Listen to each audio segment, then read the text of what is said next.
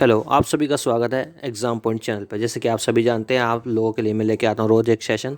जो गाइस, जो आज का सेशन होने वाला है वो है एक रैपिड फायर। ठीक है, इसमें टोटल 50 क्वेश्चंस होंगे। तो ये जो होने वाले हैं वो बेसिकली हर किसी टॉपिक के ऊपर होंगे। तो ये जितने भी टॉपिक्स हैं, यदि आपने कवर कर रखे हैं तो इससे बाहर कुछ नहीं पूछता है। तो ये आप देखिए किस तरह का सेशन रहने वाला है। और यदि आप हमारे साथ पहली बार जुड़े तो प्लीज़ वीडियो को लाइक करना, शेयर करना, चैनल को सब्सक्राइब करना ना भूलें। मैं बिना देर के सेशन को स्टार्ट करने जा रहा हूँ। तो चलिए आप देखिए कितने क्वेश्चंस आप कर सकते हैं।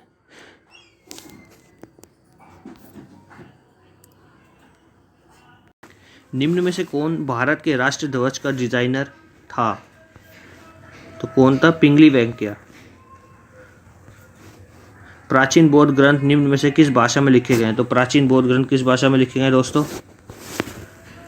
पाली भाषा में लिखे गए हैं। ठीक है। और यदि पूछ ले जैन ग्रंथ किस भाषा में लिखे गए हैं, तो प्राकृत भाषा में लिखे गए हैं।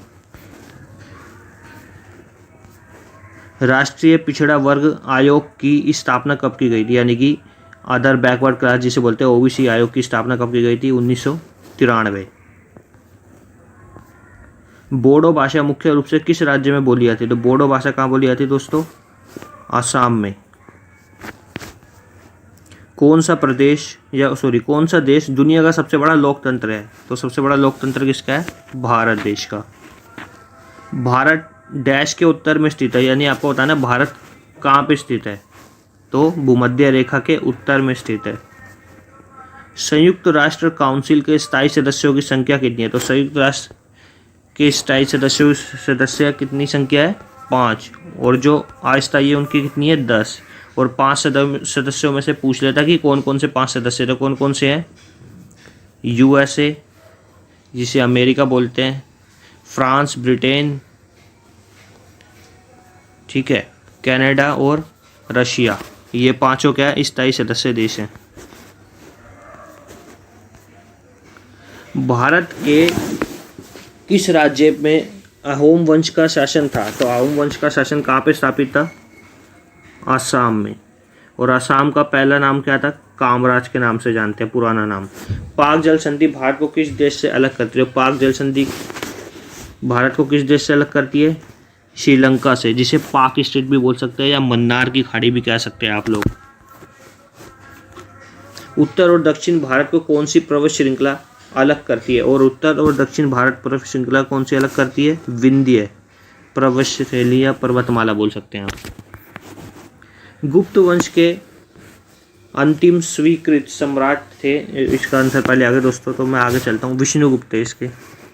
बी.आर. अम्बेडकर स्वतंत्र भारत के पहले डैश मंत्री थे? तो बी.आर. अम्बेडकर स्वतंत्र भारत के, जब 1947 में देश आजाद हुआ था, जो कैबिनेट बनी थी उसमें लेबर मिनिस्टर कौन थे? और कानून मंत्री थे बी.आर. अम्बेडकर। लेबर मिनिस्टर कौन थे? आप लोग कमेंट करके बताना। इसरो की स्थापना कब हुई थी? तो इसरो की स्थापना दोस्तों कब हुई थी? इसरो की स्थापना हुई थी 15 अगस्त 1969 में। ठीक है, इस चीज़ को याद रखेंगे। और एस सोमनाथ जो है इस समय क्या है? अध्यक्ष हैं at the present time ISRO के। भारत के किस राज्य में सर्वाधिक वर्षा होती है? तो कहाँ पे होती है?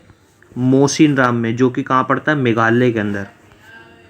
किसने गुरिल्ला युद्ध के तरीकों की शुरुआत की थी? यानी कि गुरिल्ला युद्ध की जो पद्धति थी वो किसके द्वारा शुरू की गई थी? तो शिवाजी के द्वारा शुरू की गई थी। भारत में कौन सा शहर सबसे पारंपरिक कढ़ाई शैलियों में से एक चिकनकारी के लिए विश्व प्रसिद्ध है? तो कौन सा है? लखनऊ।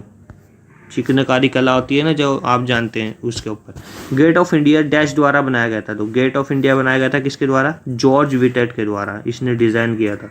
भारत और पाकिस्तान के बीच सीमा रेखा को डैश कहा जाता है? क्या कहा जाता है भारत और पाकिस्तान के बीच? Red Cliff. ठीक है। और भारत और श्रीलंका के बीच मैकमोहन। ठीक है। और अफगानिस्तान और पाकिस्तान के बीच कौन सी है? Durand line. भारत को कितने भूकंप क्षेत्रों में विभाजित किया गया? यानी कि सिस्मिक जोन्स जो है वो कितने भागों में डिवाइड है? तो 4 भागों में डिवाइड है। क्षेत्रफल की दृष्टि से भारत का सबसे बड़ा राज्य कौन सा है? जो क्षेत्रफल की दृष्टि से भारत का सबसे बड़ा राज्य है राजस्थान। और यदि पूछ ले जनसंख्या की दृष्टि से भारत का सबसे बड़ा राज्य कौन सा है, तो अपना यूपी। बाराबती किला भारत के किस राज्य में स्थित है? तो उड़ीसा में स्थित है। खजुराहो मंदिर डैश राज्य में स्थित है? तो खजुराहो मंदिर कहाँ स्थित है दोस्तों? मध्य प्रदेश में। और इनको बनवाया किन्होंने था, किस वंश ने बनवाया था? चंदेल शासकों ने बनवाया था। ठीक है, ये आप याद रखेंगे।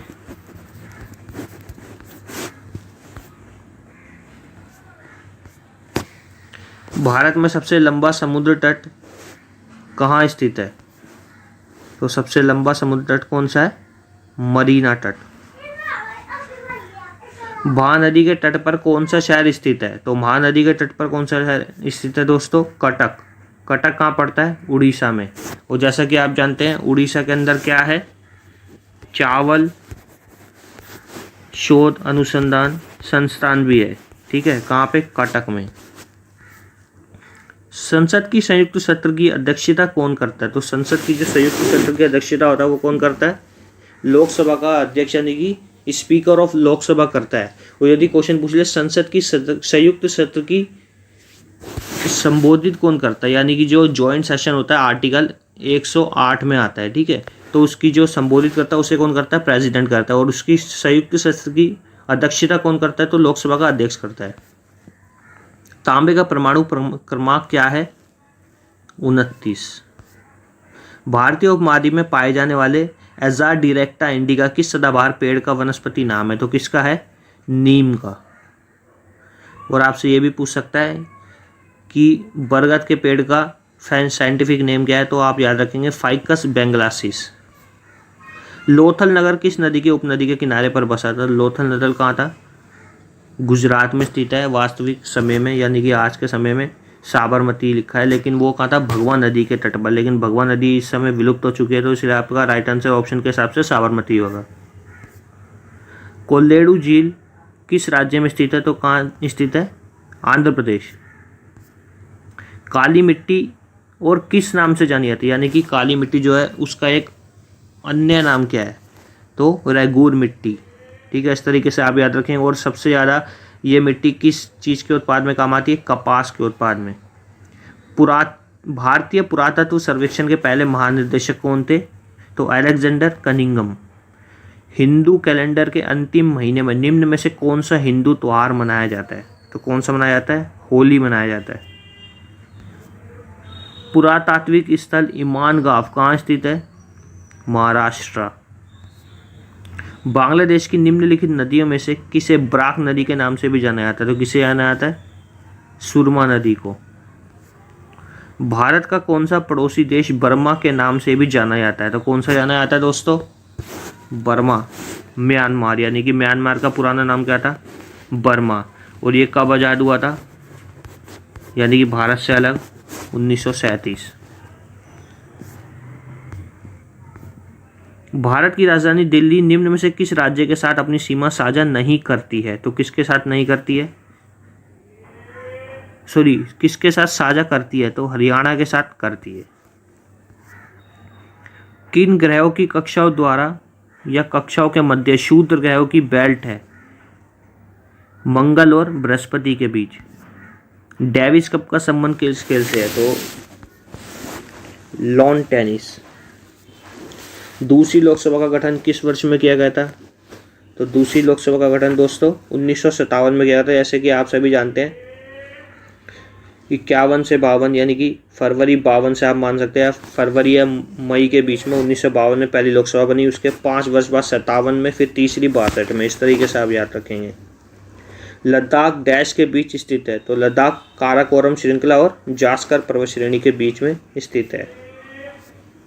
भारत की सबसे लंबी नदी का नाम बताएं? तो भारत की सबसे लंबी नदी कौन सी है दोस्तों? गंगा, जिसकी लंबाई कितनी है? 2525 किलोमीटर। यदि पूछ ले ब्रह्मपुत्र की लंबाई तो 2900 किलोमीटर। प्राचीन भारत में लोगों को कितने वर्णों में विभाजित किया गया था? तो 4 वर्णों में विभाजित किया गया था। कौन कौन से हैं? ब्राह्मण, क्षत्रिय, वैश्य तथा शूद्र। टेलीविजन का आविष्कारक किसे माना जाता है? तो J.L. बेयर्ड को टेलीविज़न का आविष्कारक माना जाता है, जिन्होंने 1925 में इसकी खोज की थी। या बिंदुसार किसका पुत्र था? तो बिंदुसार किसका पुत्र था दोस्तों? चंद्रगुप्त मौर्य का पुत्र था। ठीक है। सचिन तेंदुलकर ने अपने डैश मैच में अपना पहला एक दिवसीय यानी फर्स्ट ओडीआई शतक बनाया था। कब बनाया था? 78वां शतक बनाया था। अंडमान और निकोबार द्वीप समूह की एक महत्वपूर्ण प्रवेश चोटी माउंट डायबोलो कहाँ स्थित है? मध्य अंडमान में। ठीक है। और ये भी पूछ सकता है आपसे कि अंडमान और निकोबार की सबसे ऊंची चोटी का क्या नाम है? तो याद रखेंगे सैंडल पीक। रामचरितमानस एक महाकाव्य है जिसे डैश भाषा में लिखा गया है। तो किस में लिखा गया है रामचरितमानस को? अवधी भाषा में लिखा गया है। किसने लिखा है? तुलसीदास जी द्वारा। निम्नलिखित में से किस राज्य में कालीबाग अभयारण्य स्थित है? तो कर्नाटक में स्थित है। प्रायद्वीपीय भारत की सबसे लंबी नदी कौन सी है? गोदावरी। तो गोदावरी नदी है। ठीक है। पाक जल संधि भारत को किस देश से अलग करती है? तो पाक जल संधि भारत को किस देश से अलग करती है? श्रीलंका। शेरशाह सूरी द्वारा जारी किया गया चांदी का सिक्का क्या कहलाता था? तो चांदी का सिक्का रुपया कहलाता था। जैसे कि सोने का जीतल, चांदी का टका, ये सब किसने चलाया था? इल्तुतमिश ने। तो सबके अलग अलग नाम से सिक्के जारी किए गए थे। निम्नलिखित में से किस शासक को भारत का नेपोलियन कहा जाता है? भारत का नेपोलियन किसे कहा जाता है? समुद्रगुप्त को। गुप्त वंश के अंतिम स्वीकृत सम्राट कौन थे? तो गुप्त वंश के अंतिम स्वीकृत सम्राट थे विष्णुगुप्त। और गुप्त वंश की संस्थापक या गुप्त वंश की जो स्थापना की थी किसने की थी? श्रीगुप्त ने। भारतीय संसद में वित्तीय बजट कौन प्रस्तुत करता है? तो कौन करता है दोस्तों? वित्त मंत्री। और यदि पूछ ले वित्तीय आयोग भारत के कॉन्स्टिट्यूशन के किस आर्टिकल में आता है? तो आर्टिकल 280 में दर्शाया गया है फाइनेंशियल कमीशन यानी कि वित्त आयोग के बारे में। डैश मृदा को सर्वगायी समूह के नाम से भी जाना जाता है। तो किसे जाना जाता है? लाल मिट्टी को सर्वगायी समूह के नाम से भी जाना जाता है। चोल राजवंश से बनने वाला पहला महत्वपूर्ण शासक कौन था? राजाराज चोल। ठीक है। सारनाथ में पाए जाने वाले मौर्य स्तंभ शीर्ष को डैश के नाम से जाना जाता है। सिंह चतुर्मुख स्तंभ शीर्ष के नाम से जाना जाता है। त्रिंगवेद में कितने मंडलों या पुस्तकों में विभाजित किया गया था? तो त्रिंगवेद को कितने मंडलों में स्थापित किया गया था? 10 मंडलों में स्थापित किया गया था। दोस्तों ये क्वेश्चन बहुत इंपॉर्टेंट है, पूछ सकता है, तो प्लीज़ याद ठीक से पढ़ के जाएगा। 10वें मंडल में किसके बारे में उल्लेख है? ठीक है। और 9वें मंडल में क्या दर्शाया गया है? सोम देवता के बारे में। 10वें मंडल में पुरुष सूक्त है और इसमें 1028 सूक्त हैं। निम्नलिखित में से इस शहर को भारत का शून्य मील केंद्र के नाम से भी जाना जाता है। तो किससे जाना जाता है? नागपुर को। विंग्स ऑफ फायर नामक पुस्तक के लेखक कौन है? Doctor APJ Abdul Kalam. विश्व का सबसे विस्तृत लिखित संविधान किस देश का है? तो किसका है? भारत का। चंबल नदी में से किस नदी की सहायक नदी है? यानी चंबल जो है निम्न में से किस नदी की सहायक नदी है? यमुना की। चंबल नदी यमुना नदी की सहायक नदी है। नदी मध्य प्रदेश में स्थित जानापाव नामक पहाड़ी से निकलती है तथा राजस्थान में प्रवाहित होते हुए अंत में इटावा उत्तर प्रदेश के निकट यमुना में मिल जाती है। चंद्रयान 3 की लॉन्चिंग किस केंद्र से की गई थी? तो चंद्रयान 3 की लॉन्चिंग कहाँ से की गई थी दोस्तों? सतीश धवन अंतर्राष्ट्रीय केंद्र से, जो कहाँ पड़ता है? आंध्र प्रदेश में पड़ता है। और कब की गई थी? 14 जुलाई 2023 में। ठीक है।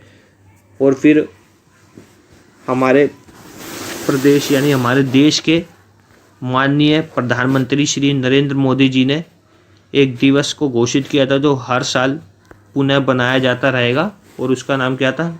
National space day. तो वो कब से बनाया जाएगा? 23 अगस्त 2023 से हर वर्ष बनाया जाएगा, क्योंकि इस दिन क्या हुआ था? सफल लैंडिंग हुई थी हमारे चंद्रयान 3 की। ठीक है।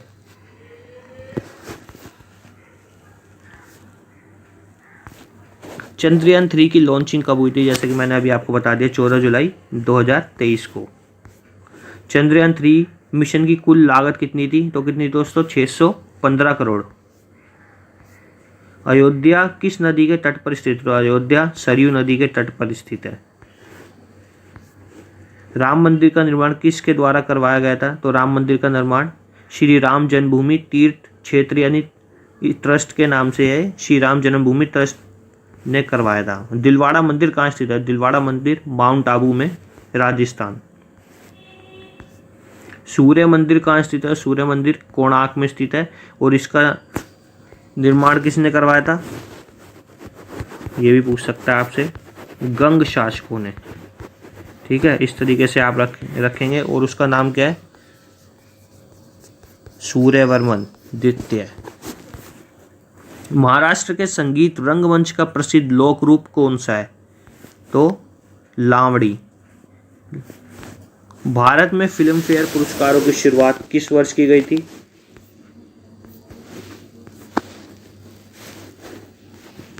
भारत में फिल्म फेयर पुरस्कार की शुरुआत 1952 में की गई थी दोस्तों। अकबर का प्रसिद्ध मकबरा सिकंदरा में है। यह स्थान उत्तर प्रदेश के किस जिले में स्थित है? तो आगरा। उत्तर प्रदेश के किस जिले में सर्वाधिक अनुसूचित जनजाति संख्या प्रतिशत है? यानी कि वो पूछ रहा है उत्तर प्रदेश के ऐसा कौन सा जिला है जिसमें सबसे ज़्यादा अनुसूचित जनजाति संख्या पाई जाती है? तो लखीमपुर खीरी में पाई जाती है। उत्तर प्रदेश का लोक नृत्य निम्न में से कौन सा है? तो कौन सा है? नौटंकी। ठीक है। पहली बार भारत रत्न पुरस्कार कब दिया गया? 1954 में दिया गया। और किसके द्वारा दिया गया था ये भी पूछ लेगा आपसे दोस्तों। हमारे देश के सर्वप्रथम राष्ट्रपति राजेंद्र प्रसाद जी के द्वारा दिया गया था। ठीक है। भारत का सर्वोच्च नागरिक पुरस्कार कौन सा है? तो कौन सा है दोस्तों? भारत रत्न पुरस्कार। भारत का दूसरा सर्वोच्च नागरिक सम्मान कौन सा है?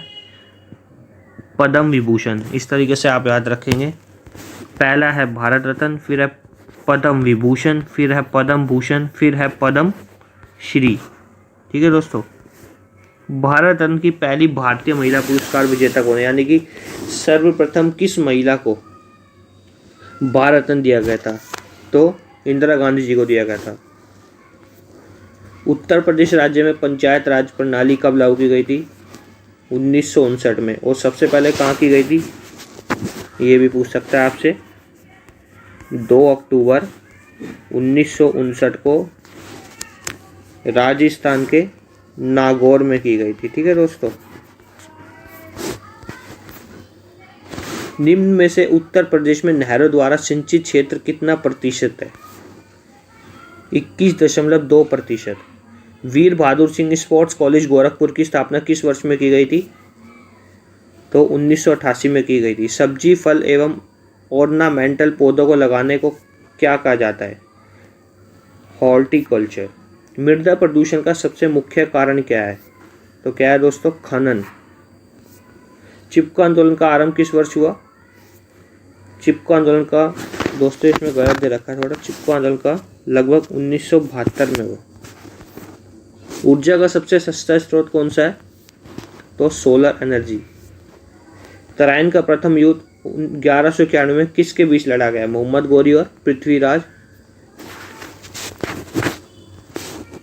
चौहान के बीच। ठीक है। और द्वितीय युद्ध भी तराइन का कब हुआ था? 1192 में हुआ था। वो भी किसके बीच हुआ था? मोहम्मद गौरी और पृथ्वीराज चौहान के बीच। पृथ्वीराज चौहान की मृत्यु हो गई थी, मोहम्मद गौरी जीत गया था। और उसके बाद फिर 1194 में कौन सा युद्ध हुआ? चंदावर का युद्ध। ठीक है दोस्तों। वो किसके बीच हुआ था? राजा जयचंद और मोहम्मद गौरी के बीच। इंग्लैंड में गृह युद्ध कितने वर्षों तक चला? तो कितने वर्षों तक चला था? लगभग 7 वर्ष तक चला था। पानीपत की दूसरी लड़ाई किन के बीच हुई थी? तो पानीपत की दूसरी लड़ाई किन किन के बीच हुई थी? अकबर और बेगम खान और हैमू के बीच। अहमद खान अब्दाली और हैमू के बीच। पोंगल किस राज्य का प्रमुख त्योहार है? तो पोंगल किसका है? केरल का, तमिलनाडु का। केरल का तो ओणम हो गया आपका। ठीक है। और तमिलनाडु पोंगल हो गया। और असम के कौन से हो गए? बिहू हो गया, खली गोपाल, खेली गोपाल, बिछुआ। ठीक है। इस तरीके से आप याद रखेंगे। ये ऑप्शन गलत दे रखा है। ठीक है। इसका तमिलनाडु आंसर ठीक होगा। निम्नलिखित में से किस खेल की टीम में महिला तथा पुरुष दोनों खिलाड़ी होते हैं? तो किसमें होते हैं? कार्फ बॉल। ओलंपिक चिन्ह का क्या अर्थ है? ओलंपिक चिन्ह का अर्थ क्या है? निरंतरता। क्रिकेट में प्रयोग की जाने वाली गेंद का वजन लगभग कितना होता है? 155 ग्राम से 168 ग्राम। प्रदेश का सबसे उत्तरी जिला कौन सा है? यानी कि पूछ रहा है उत्तर प्रदेश का सबसे उत्तरी जिला कौन सा है दोस्तों? तो उत्तर प्रदेश का सबसे उत्तरी जिला सहारनपुर। दोस्तों यहाँ पे थोड़े ऑप्शन गलत लिखे हैं, इसलिए मैं आपको लिख के बता रहा हूँ। और पूछ लेगा सबसे पश्चिमी जिला कौन सा है? तो शामली। ठीक है दोस्तों। और जो पूर्व का जिला है वो कौन सा है? बलिया। ठीक है। और सबसे दक्षिणी जिला कौन सा है? स्थूलभद्र। ठीक है, इस तरीके से आप याद रखेंगे।